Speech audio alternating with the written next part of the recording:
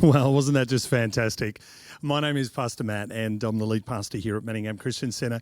And thank you so much to everybody who sent in those amazing videos. Kids, you did a great job. And yes, there is such thing as a smoke zone, I'm told. So it's just fantastic to be able to come and celebrate Father's Day with you.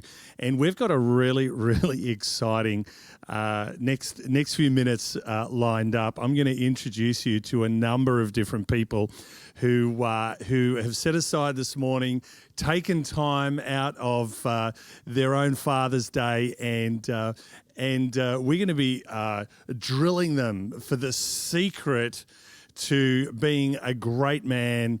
And, well, let's just find out a little bit more about them. I'm going to introduce you to Ron Rainton, Brad Isles, Andy Furlong, and Priyantha. It's just fantastic to have you all joining, and I can see them. I hope that you can see them as well. And we're going to be asking a number of different Father's Day questions, but thanks so much, guys, for joining in.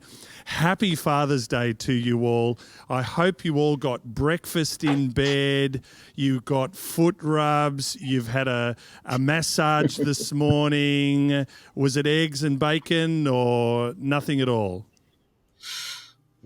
Nothing at all. I know. Nothing at all. Nothing at all. That's all right. A good little bit of muesli and going from there. But it's just super exciting to be able to have you all come in. And Priyantha is going to join us in just the next few minutes. We're just overcoming a few little technical issues there, but it's great. First questions I'm going to direct to you, Ron. You have the neatest office studio that I've ever seen.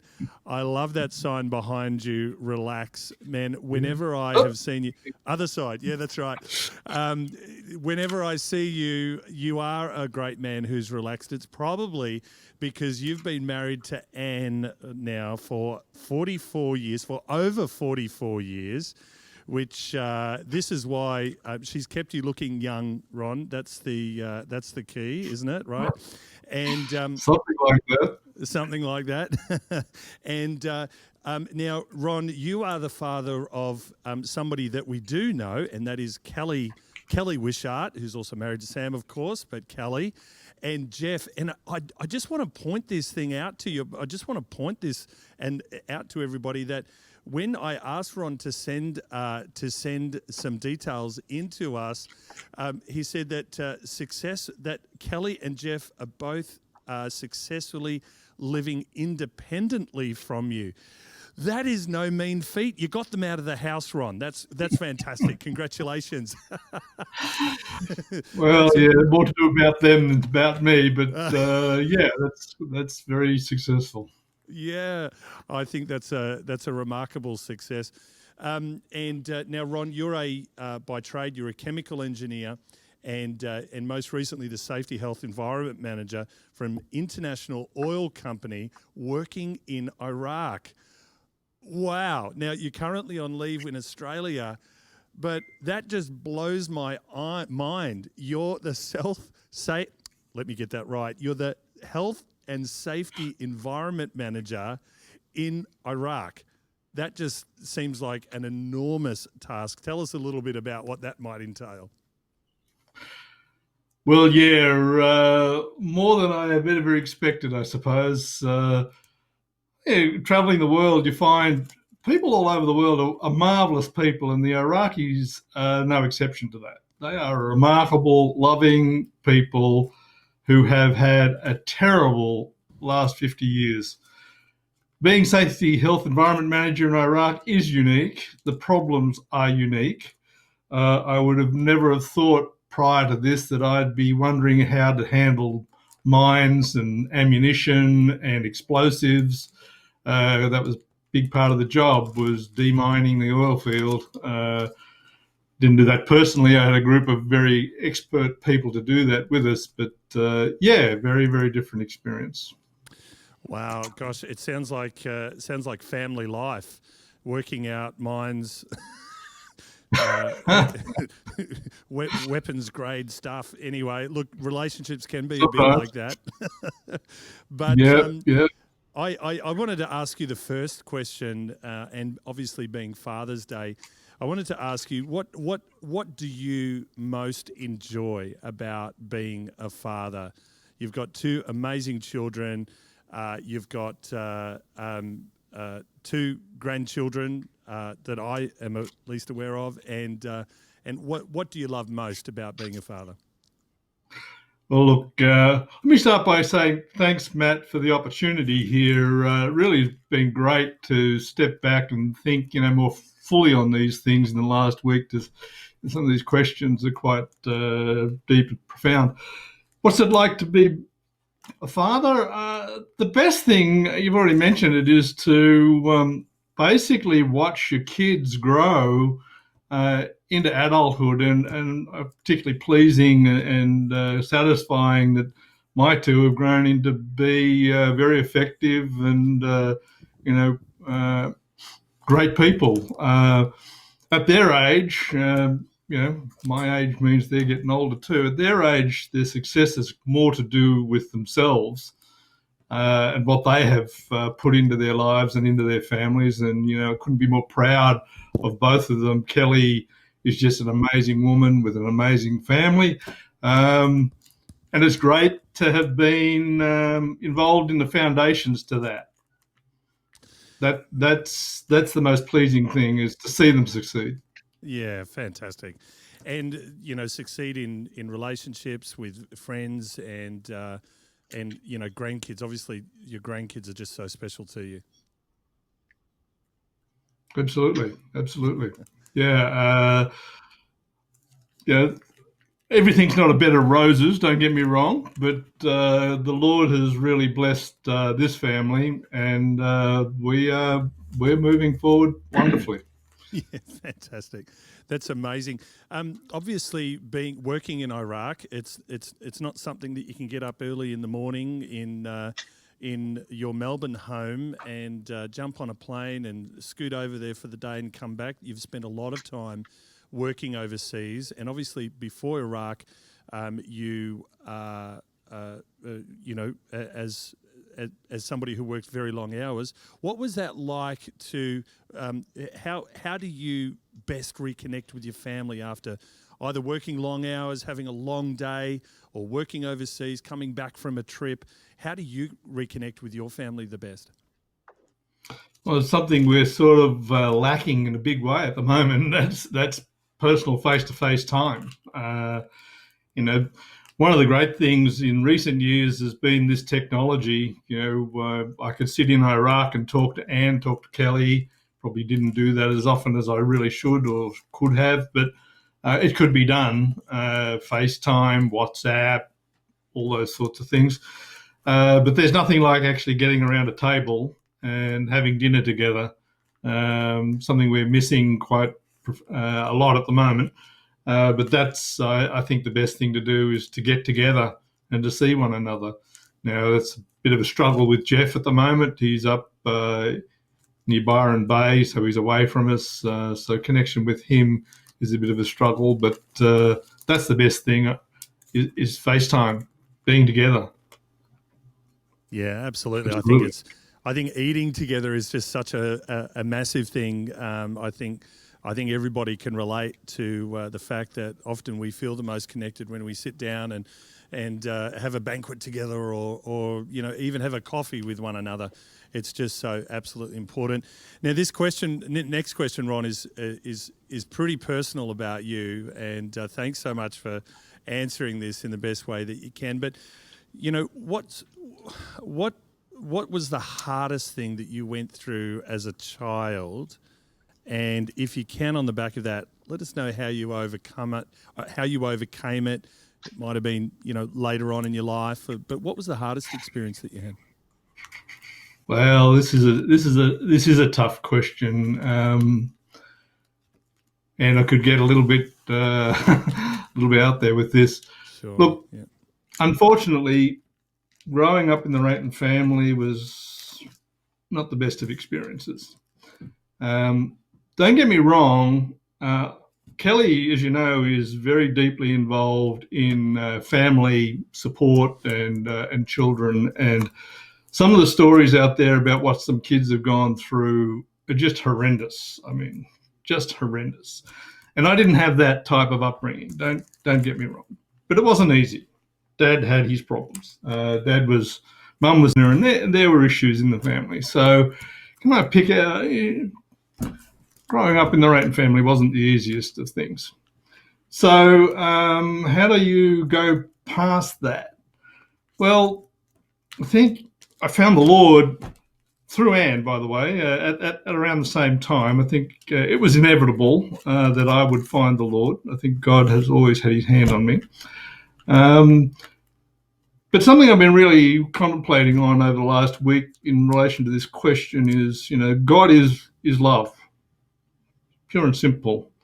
And there's a thing about thinking about God as the Father that he's put into my heart. God is the Father. Absolutely. There's no doubt about that. But don't let God as the Father be a limitation on your understanding of him. Wow. Because God's love is broader, deeper, wider than any natural father could give you. In fact, it's broader, deeper, wider than any mother could give you, or a combination of a mother and father. So if you don't have a father that is what he should be or what he could be, don't let that limit your understanding of God. Because God is more than that. If you don't have a father, God is a father. If you don't have a mother, God is a mother. If you don't have parents, God is your parents. Wow. So I think that's sort of everything. Everything starts with love. Everything. Honesty, generosity, giving, everything starts with love. So I think that revelation is what put me through this, got me to where I am. God's love and what that means. And trying to step down that path with him, I'm a long way off that. But I'm forgiven and I'm saved. So that's all right. Keep trying. But love is everything. It is such a learning process, and it's such a learning journey, and it seems like we talk about God's endless love, and I just love how you've put it there, Ron, that he is love, and he's all the experiences of love, and as I just heard you, we cannot be limited by an earthly expression of love when there's so much more. There's God's heavenly heart and heavenly expression of love for each and every single one of us. Ron, thanks so much. That's just extraordinary. I could just sit in that for the next hour or two and just start to try to get my heart and get my head around that revelation that you've been able to share with us, Ron. And obviously, Ron, that's come out of a deeper experience and deeper understanding of your childhood and upbringing. That's just so extraordinary, Ron. Thank you so much. My pleasure. Well, we're gonna hear from Ron a little bit later on as well. I'm going to introduce you to Andy Furlong, who is he's just a great man. He's a carpenter, so you're following in Jesus' footsteps there, Andy. So well done for that. That's good. You are a beautiful age of 33, which it was around about that time that Jesus had some few bit of a worry. circumstances change in his life. Let's get through this year. Right. But at the same time, I'm married to beautiful Rebecca, and you've got Noah, who's 9, Isaac, who's 5, and Jonah is the brand newest addition, who we saw him in those incredible brown overalls kicking and talking about Wally the dog, I think he was, at the end there. So, Andy, thanks so much for setting aside this morning and joining. I'm going My to pleasure. kick straight into these questions for you, if you don't mind. I'm going to ask you now. I reckon I could take a stab at it. I know you reasonably well, but I reckon I could take a stab at it. But I could be surprised. What was the best decision that you ever made?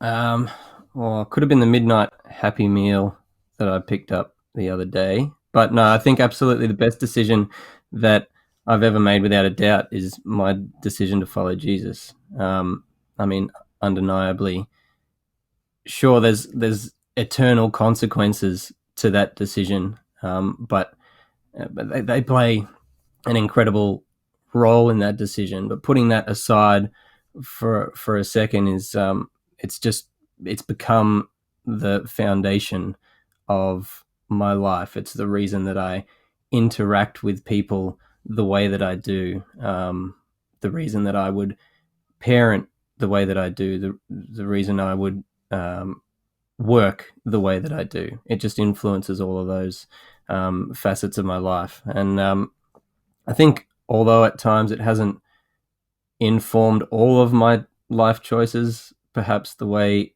that it should, it's my relationship with Jesus that's seen me through some of the most challenging experiences of my life, and experiences that would seem utterly hopeless. He's he's taken me through those experiences, not just so that I can come out of the other side surviving, but come out of the other side of those experiences absolutely thriving. Yeah, that's just that's that's so good, Andy. Now, I know that we didn't talk about this before, and this is not part of the questions, but the best decision that you've ever made, you sort of back that up with some sort of permanency on your shoulder at some point, didn't we? I think we can we grab an image of that? Is there a marking on your shoulder or Oh, something? yeah, yeah. I mean, it may be backwards. I don't know if Like, that's gonna come through forwards or oh, backwards, but that's my if you property of can't, Jesus. yeah, come on, that's it. Man, how old were you when you had that done? I would have been 18, I think, when I got that one. Fantastic. Yeah, that's awesome, and that is just so permanent. It's like there's no going back now. It's absolutely permanent. It's on you, and a continual reminder, of course. So as a father, you're 33. You've led your family incredibly well, and you've really had to, obviously, in partnership with Rebecca as well, with Beck as well. What does spiritual leadership mean to you in terms of spiritually leading your family? Yeah, I mean, I've had the privilege of being a leader in lots of different areas over the years, and I sort of got to thinking that, you know, what does it mean to be a spiritual leader in this area? What does it mean to be a spiritual leader in that area? And thinking about all the differences. But really, I think the more I considered it, the more I thought that it really has a foundation. And thinking of Galatians 5:22, which many of us will know as the fruits of the Spirit, love, joy, peace, patience, kindness, goodness, faithfulness, gentleness, and self-control. And although I think that there are some people that have a call, a God-given mandate to be leaders in big scales, in leaders of churches, bosses, fathers, all these kind of things. I think anyone that exudes those fruits of the Spirit, um, they have a natural leadership about them. They want to be, they're the people that you want to follow. I think anyone that has those things can be a leader of a nation, like Moses, can be a leader of an army like David. And to put that into a bit of context, I mean, take patience, for example. We're all in stage 4 lockdown for 6 weeks, maybe a little bit more, and we're really struggling with patience. All of us, I think, we just want to get out there and see someone that we love. You think about how hard patience is to come by, in a partner at times. And then you think about how hard patience is to come by, like within yourself, whether that be as a partner, as a parent, as a boss, whatever the case may be. You think about kindness and how many of us show kindness when that guy just speeds down the inside lane that he knows is about to end and just sneaks in front of you. I mean, kindness almost goes out the window in that sense. Something else often goes out the window as well. Or gentleness. I mean, that's gone when you drive through McDonald's and the 16-year-old puts the wrong size fries in your bag. We lose that immediately, unless they go bigger. If they go large and I ordered medium, that's fine. But if you've ever been on the receiving end of the embodiment of all of these fruits of the spirit together, it's something that you want to follow. It's just naturally something that you're drawn to. And I think it goes against what the world might say leadership is or is meant to be. There's a lot of, be assertive, be aggressive, win at all costs. Success is about the numbers. Success is about the money, the amount of people you have following you. But I don't think that's spiritual leadership. I think if you're producing these good fruits and you allow that to feed and nourish the people around you and the people that are under you, the people that you're leading, then that's where spiritual leadership is for me, I think. Yeah, that's just is extraordinary. It's like I just get this envisage of enabling others by, letting them stand upon your shoulders as you're lifting them up through the gifts of the Spirit and the fruits of the Spirit with love, joy, peace, gentleness, kindness.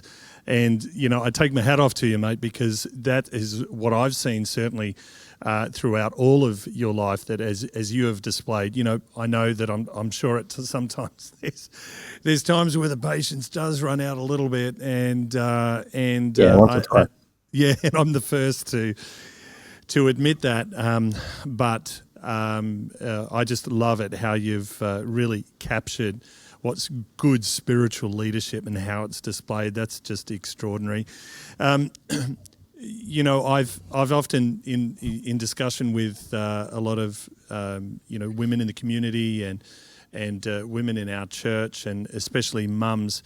Mummy guilt. It may not be a term that everybody is familiar with, but mummy guilt is something that is a very real feeling within a woman's life, and to sort of capture it is where you feel as though you always have to be with your children, and I won't summarize it well, but always have to be with your children, always having to support your children in every single way possible, and ultimately really never being able to take time for yourself. There's mummy guilt, but Andy, you work long hours as a carpenter, and I know that you're just going after your building qualifications at the moment for a registered builder. Do you ever suffer from or experience daddy guilt? Oh, 100% daddy guilt exists. And I wouldn't limit it to one thing necessarily. It can mean different things for different people depending on how much they work, how emotionally available they are or can be.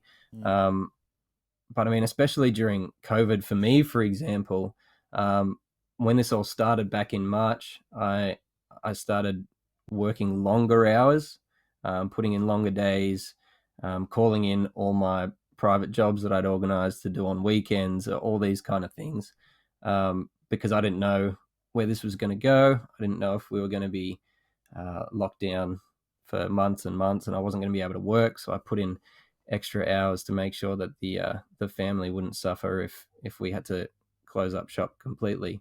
I mean, thankfully, carpentry is still one of those essential businesses, so we've been allowed to keep going. But if you think about the effect that's had on the family and the kids, when you get home on a Friday night and the kids look at you and go, "I'm so excited to spend the weekend with you," and you go, sorry, buddy, I gotta work this weekend. And that was the response for, 6 months of the year now.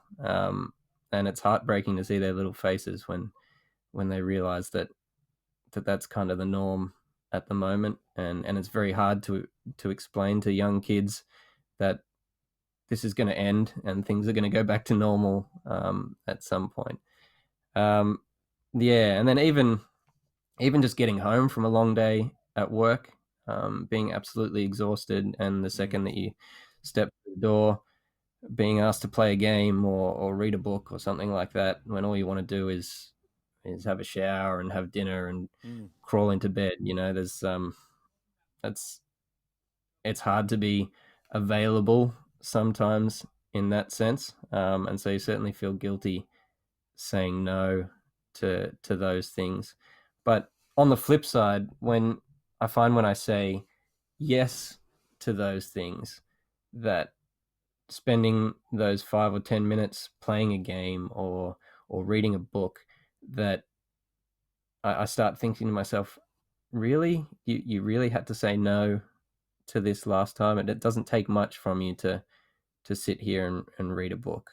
And there've been so many times, I'm sure Noah and Isaac can vouch for this, when I've been reading a book in bed with the boys or something like that, and they look up and I'm asleep halfway through a page because I'm just flat out exhausted.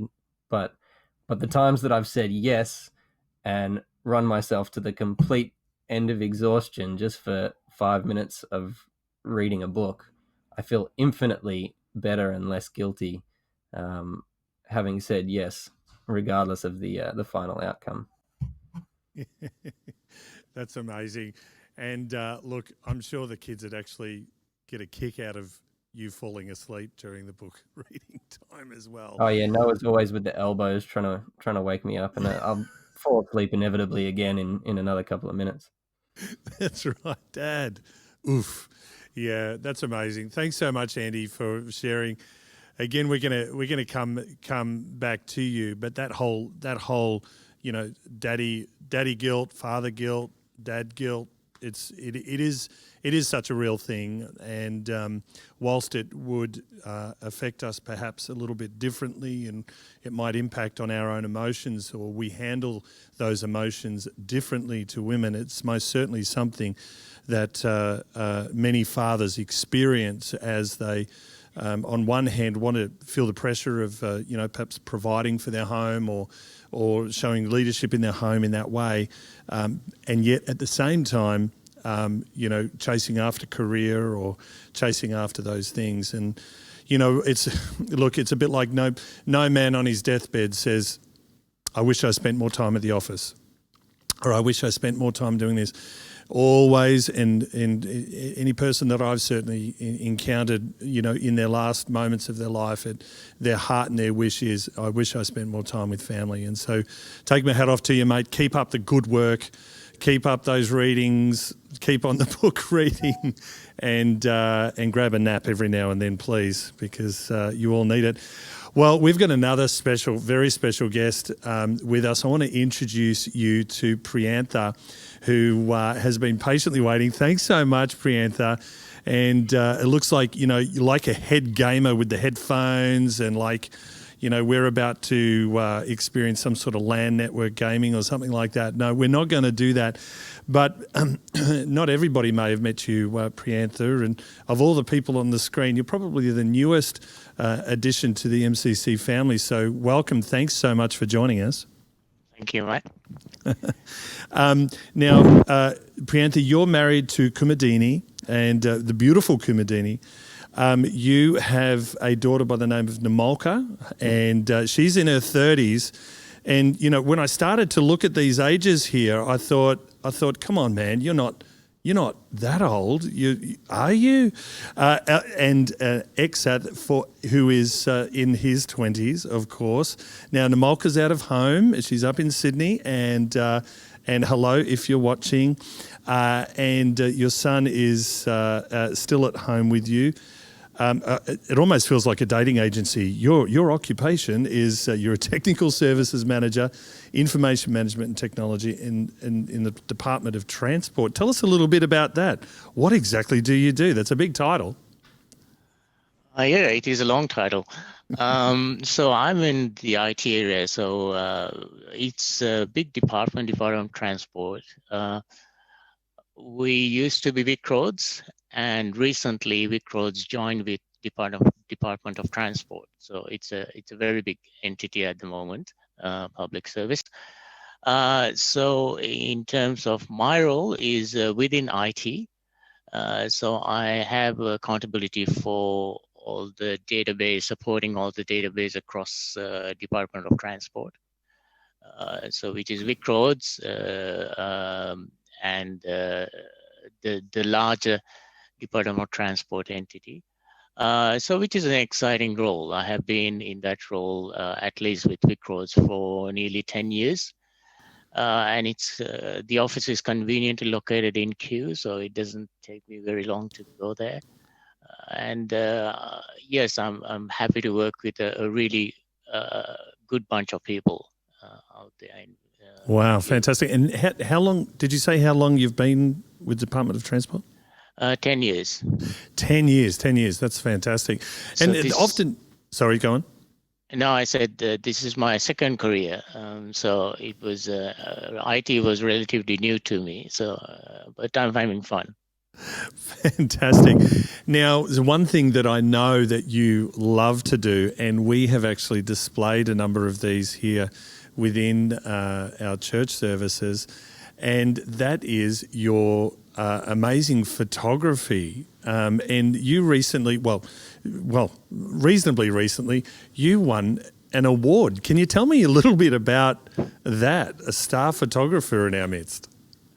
Yeah, that was an international competition run by a US company. And so they run competitions on various topics. And they had a topic on structures and piers to do with seascape. And I submitted one of my photos, which was taken in Portsea. And there was something like 29,000 submissions. And people who are members of that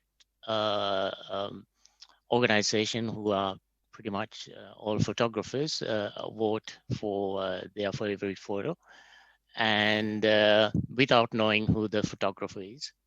And so I was lucky enough to get the first prize out of that. So that's just. Did I hear you right? 29,000 people. 39,000. Yes. 39,000. Oh man, yeah, 29,000 worldwide. And it's interesting to the first prize and the third prize both were Australian photographers. So go the Aussies! That's awesome. That's so incredible. 39,000 and you won. That is some serious skill there, Priyantha. That's amazing. You and Kumudini you have a beautiful relationship, and it's just so extraordinary to start to get to know you both. What is the best piece of marriage advice that you can either tell us out of your own experience or that you've heard? Yeah, I was thinking about this a little bit. Probably the best, probably not advice, I guess the statement I've seen is that the marriage is like a bed of roses. How about that?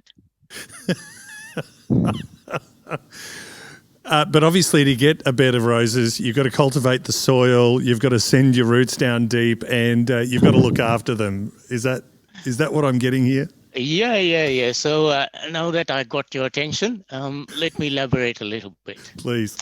So I'm a keen gardener, right? And I think you were going to steal my thunder there, but anyway. I'm so sorry. So several years ago, I bought some, I think about 8 or 9 plants of roses.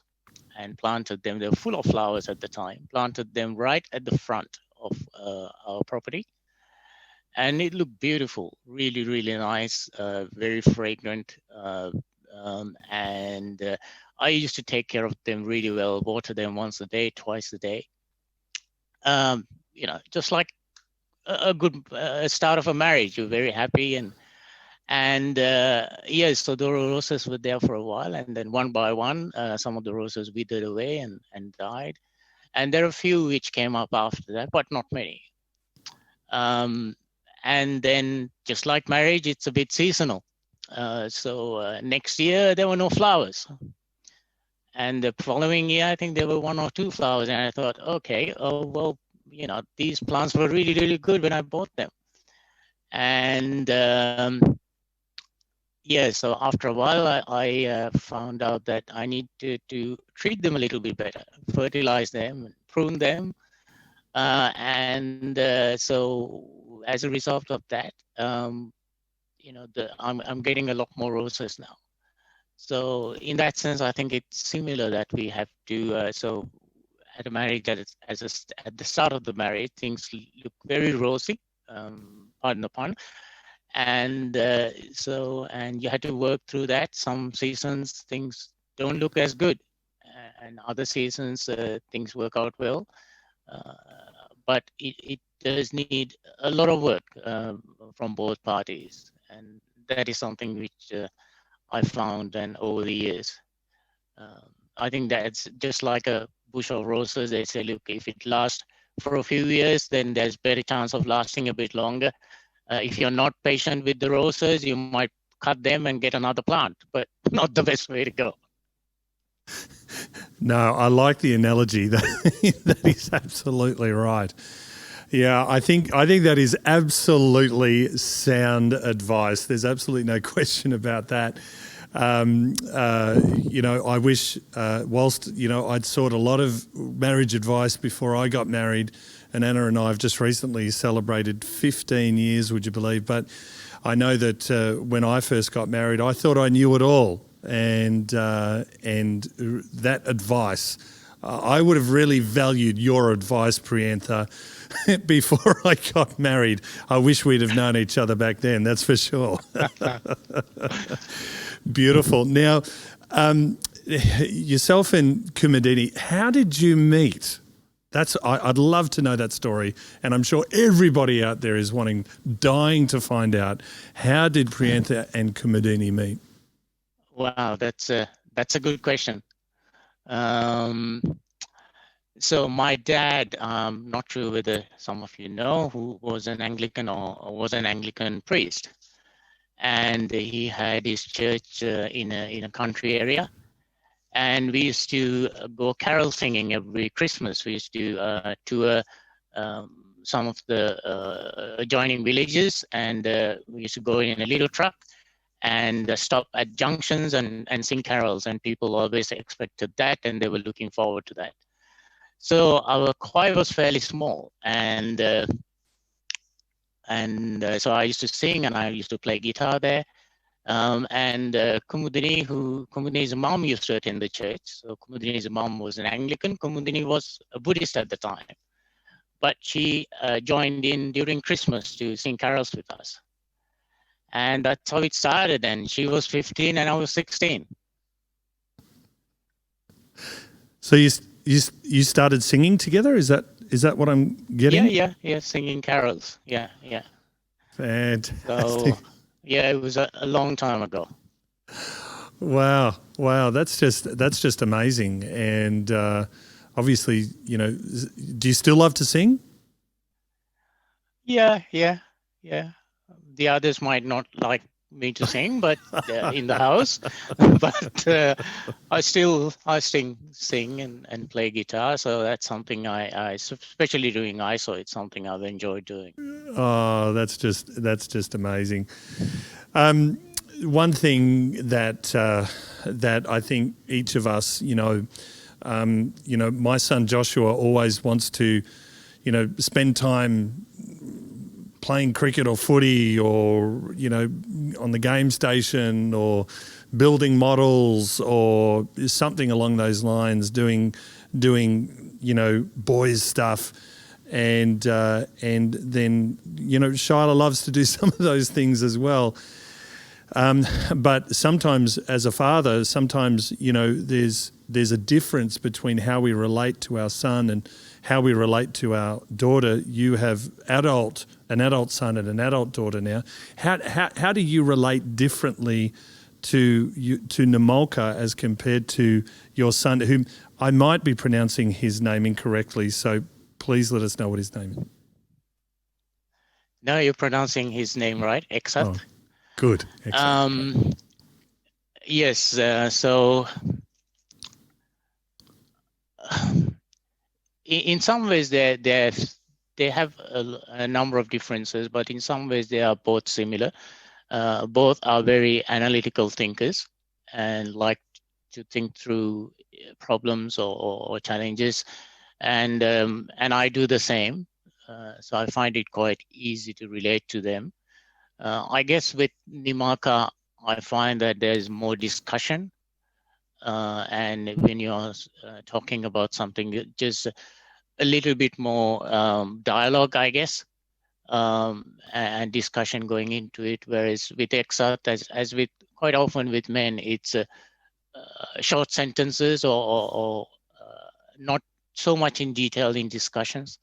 But with both, I'd love, certainly from their small days, I'd love spending time with them. Hasn't been always the case, because of other commitments. But with Nimaka, I remember we used to watch a lot of movies, and I think Pocahontas, I still remember going to watch with her.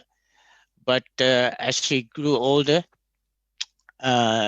those movies were more like the Bourne movies or the Bond movies, the action movies. And with Exat, started with Lion King, and now we progress to Fast and Furious. So I think I find spending time with them, not necessarily talking a lot, but just spending time with them, which is something I really enjoy doing. Absolutely. It may be going on a holiday, or it may be just going down the road, or going to a movie. Fantastic. Or doing things at home. And I think, and I've seen that you love to travel as a family as well, which seems to be something perhaps just recently that you enjoy. Yeah. Fantastic. Thanks so much, Priyantha, for that insight that marriage is a bed of roses, and we have to always remember what it is to look after those roses. We have a very special guest next as well, Brad, who thanks for patiently waiting there. Brad is the husband of Alita, and Brad, as Father's Day, you don't have human kids, but you have 4 very furry kids that you've looked after. You've got 3 cats, and the newest addition is 1 dog. What are all their names? Can we just hear about their names?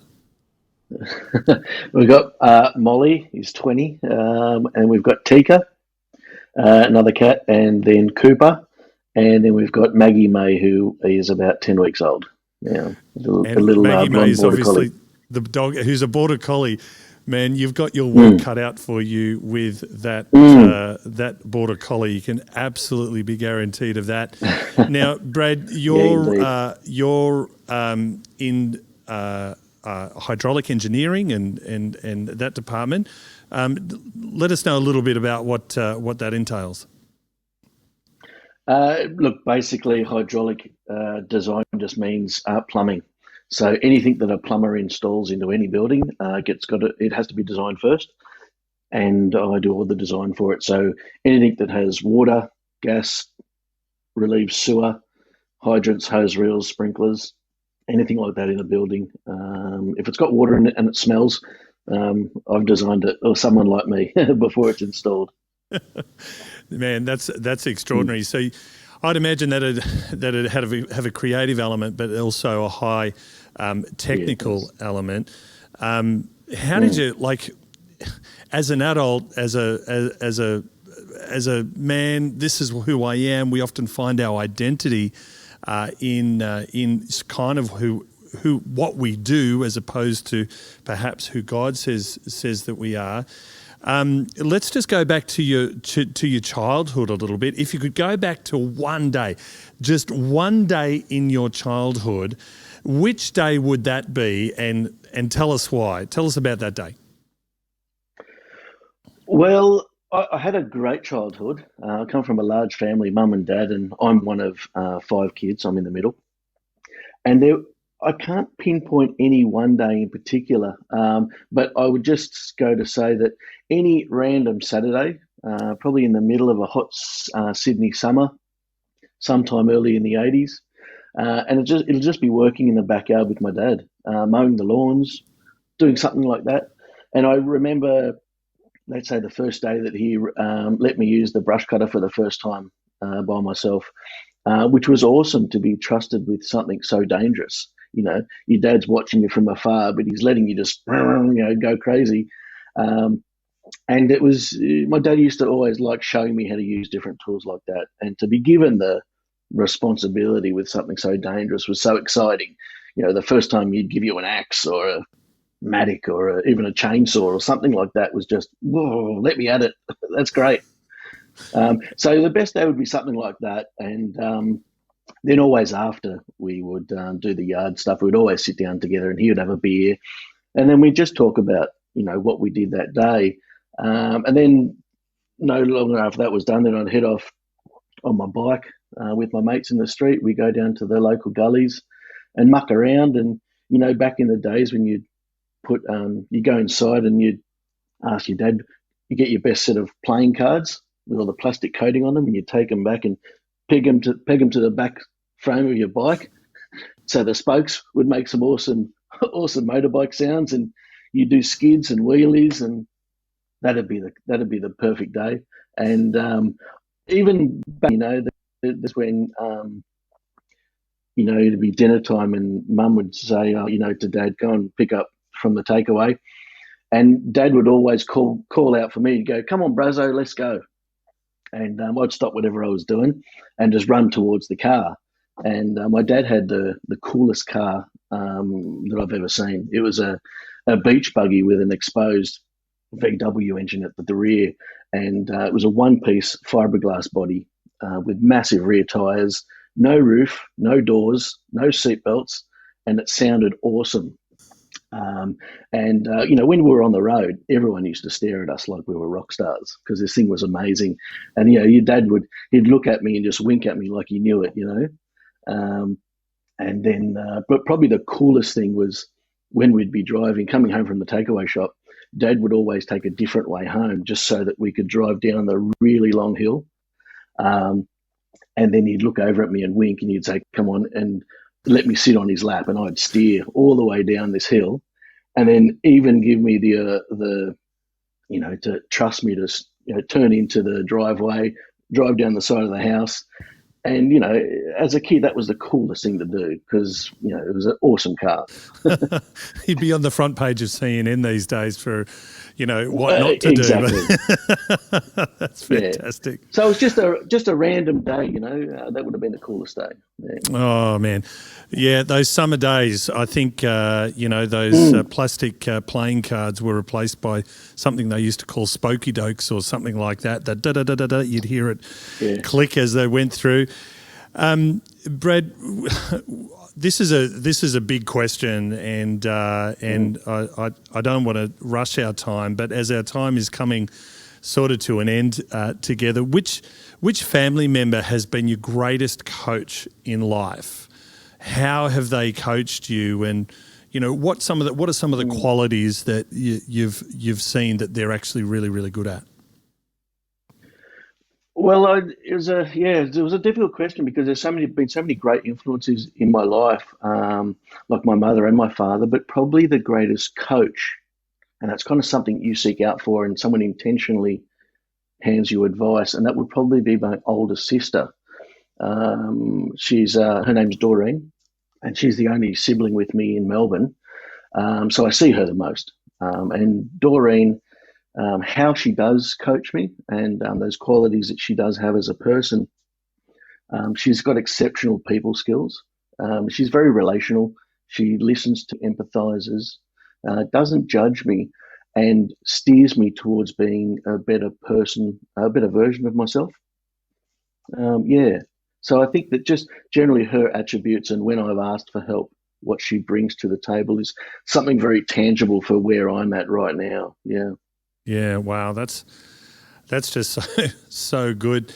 And so we've just probably got time for just one more question. Is, in terms of your childhood, and we talked about it just before, what was the hardest thing that you went through, and how did you overcome it? How does that impact the way that the man that you are today? It impacts it totally, but in a weird way. It's such an easy question for me to answer. I can't remember going through any hardship as a child at all. I was constantly loved and affirmed by everyone around me. And the fact that I didn't have any hardships as a child is probably due to the effort character of my ever-loving mother. So I think not having any scarring or any type of hardship enabled me to grow into as an adult with confidence, but without arrogance, and to feel very comfortable with who I am at an early age. So I think that's just followed naturally through my life. And whenever I've required assistance, I've just reached out for it, and it's come. So I feel very very fortunate that I don't have anything that sticks out as a problem. Wow. A lot of these answers have never, I've certainly posted the answers to each and every single person and all of our guests and all of the guest panel today. But there's something that I'm drawing out of all of everybody's story here is that, Ron, you spoke about how love is so vital, and that we're not to be limited by our earthly example or earthly experiences of love. And then, Andy, you beautifully just described the attributes of spiritual leadership being the fruits of the Spirit. Priyantha, a marriage, to build up a good marriage is to look after it and sow life into it and sow all the special ingredients that are needed for it. And then to continue to live a life, it really helps, Brad, that you've displayed to live such a successful life in your own marriage with Alita and throughout all of your life. How a good foundation, how strong parenting, how setting up for a great foundation really sets up a person for the rest of their life. I just see so many different elements in all of your lives, which are just a beautiful example of just the hand of God, the fingerprints of God throughout every single life, through every single marriage and relationship. Guys, thank you so much. Happy Father's Day for today. We've unfortunately run out. There is so many other conversations that I'd love to be having with you right now, but we have come to our end, and we've come to our time today.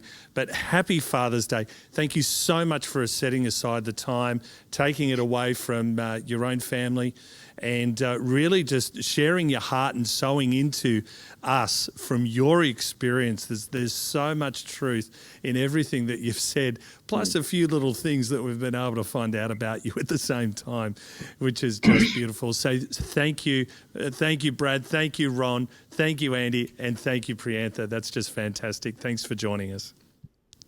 Thanks, mate. Thank you. See you guys. Fantastic. So brilliant. Well, we are back now here in the studio, in our MCC studio right now. And